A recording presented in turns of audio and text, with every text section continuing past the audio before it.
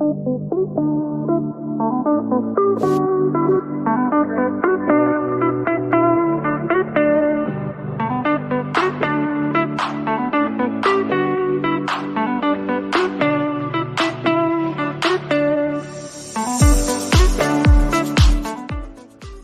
to the Chronicles of a Christian Drama Queen podcast. I am your host and the original Christian drama queen, Lisa Ann Schaefer, and I am glad you are here.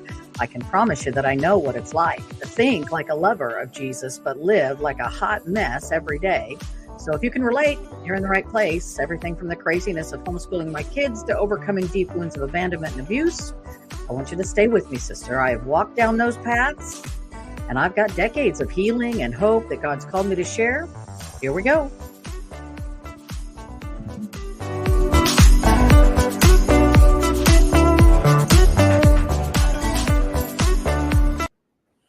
I really love the fact that I can actually do a live broadcast. I can do a live broadcast and podcast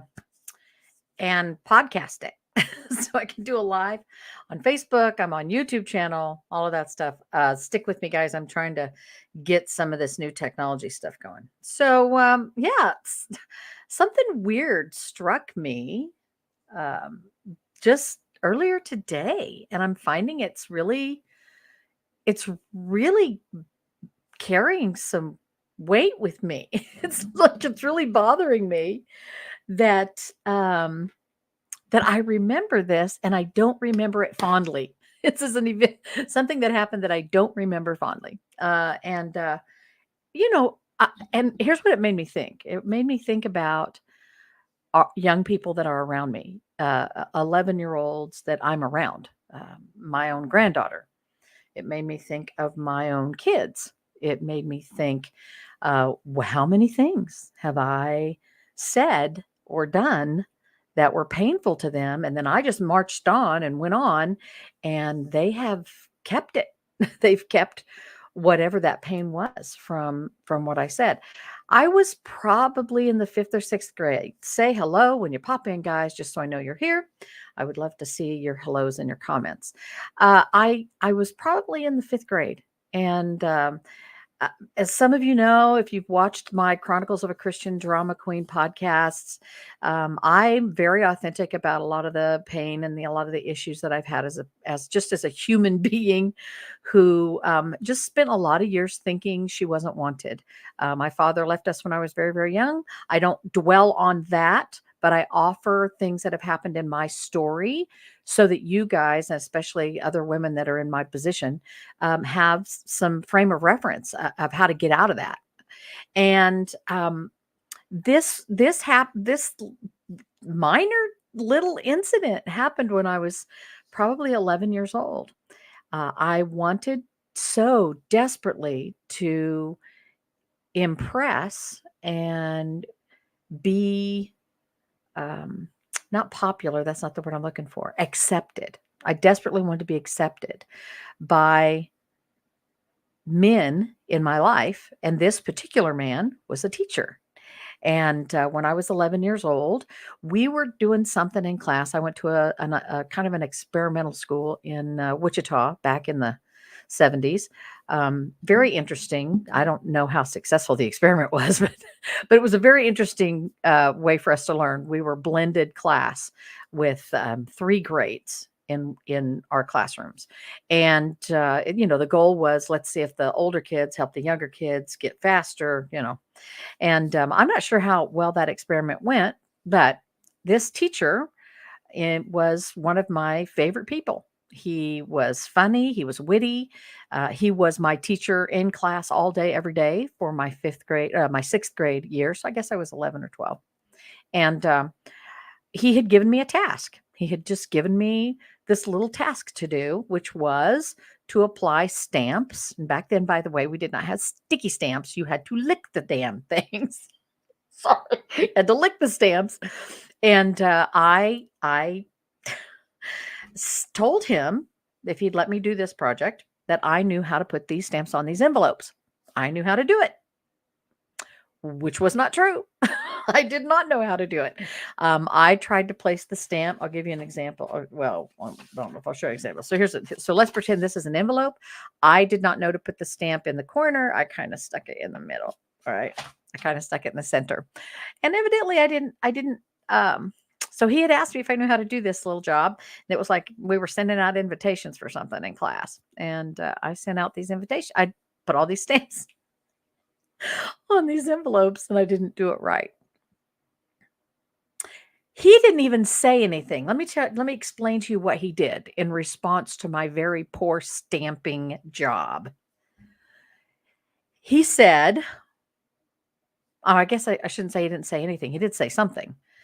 But I took them to him thinking I had done this project and put all these stamps on 50 or 60 envelopes inappropriately, the wrong way.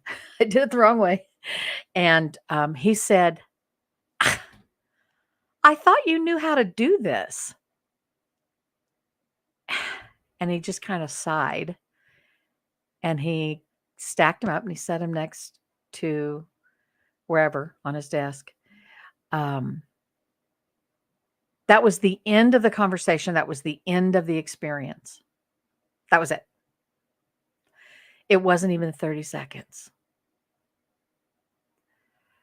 It brings tears to my eyes now. It brings tears to my eyes now. The pain that comment made to me as an 11-year-old. And don't misunderstand me. I'm not still angry at him or anything like that because I was 11.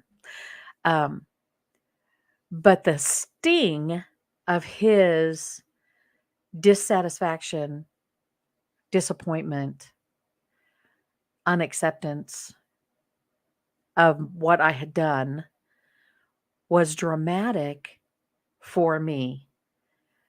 And here's what made me think about this today, I think. My little Renly-Roo, my granddaughter, and I, she's lived with me for years. And so I don't have the same relationship with her as my granddaughter that I do with my other two girls that are my grandchildren. They don't live with me. I'm not parenting them all the time.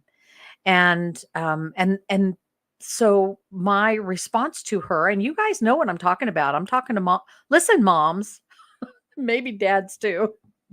Moms and dads, it doesn't take a whole lot for those little hearts to be hurt.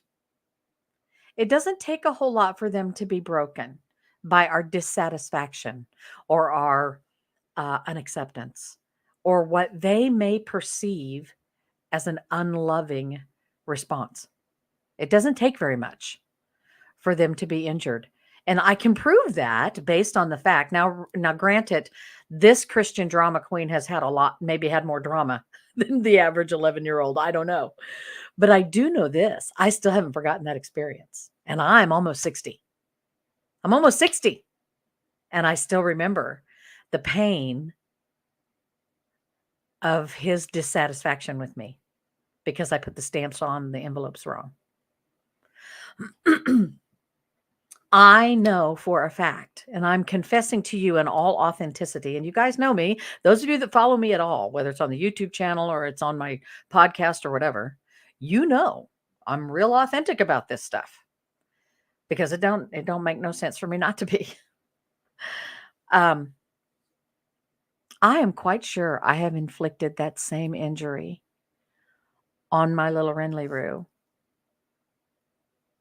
more than once. And worse than that, here come the waterworks. Worse than that, I probably have inflicted far more injury than that on my own children who are now adults and deal with their own baggage that I probably participated in handing them. Now, I'm not carrying the load for that. I'm not saying that I should carry this burden of guilt and all of that. That's not what I'm saying. But I am saying this. We should be careful. We should really be careful because those little hearts break easy. Those little hearts break really easily. And We're the ones that are supposed to be investing kindness and generosity and tolerance and acceptance and having being quick to forgive and all of that. And I got to be honest with you.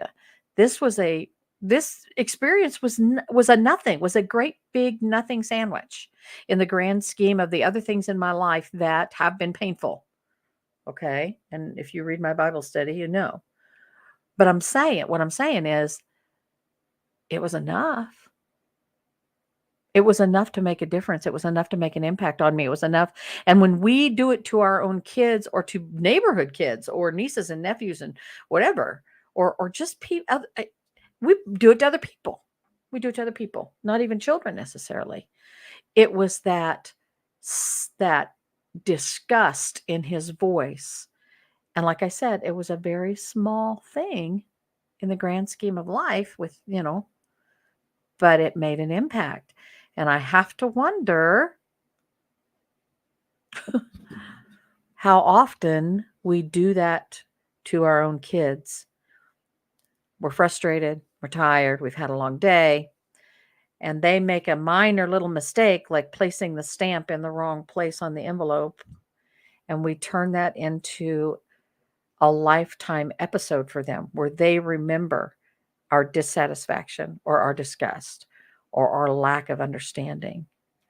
And it has impact on them. It's painful. It has lasting impact on them.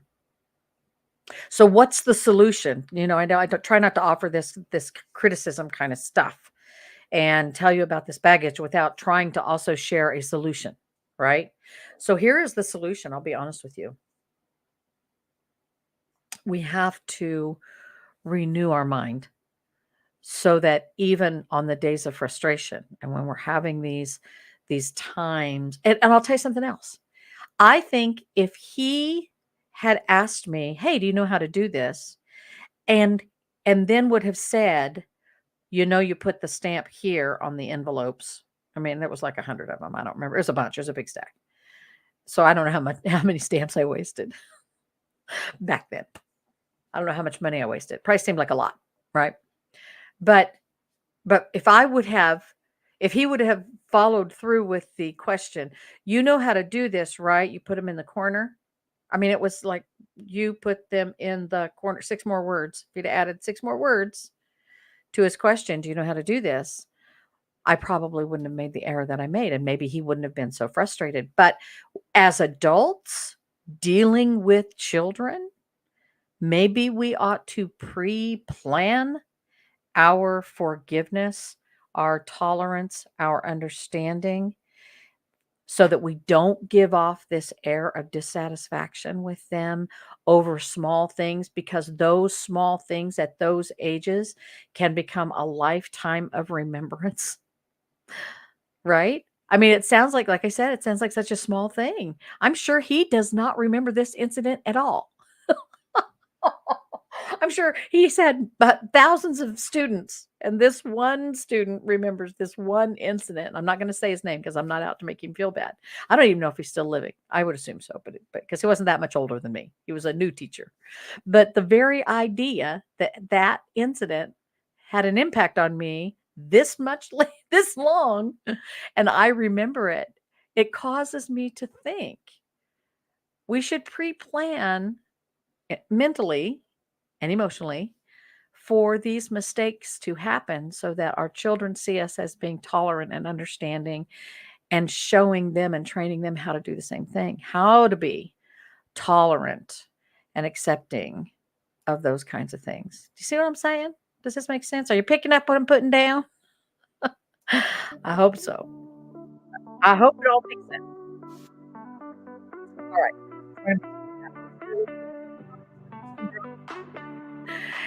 One of my little mini dramas to share.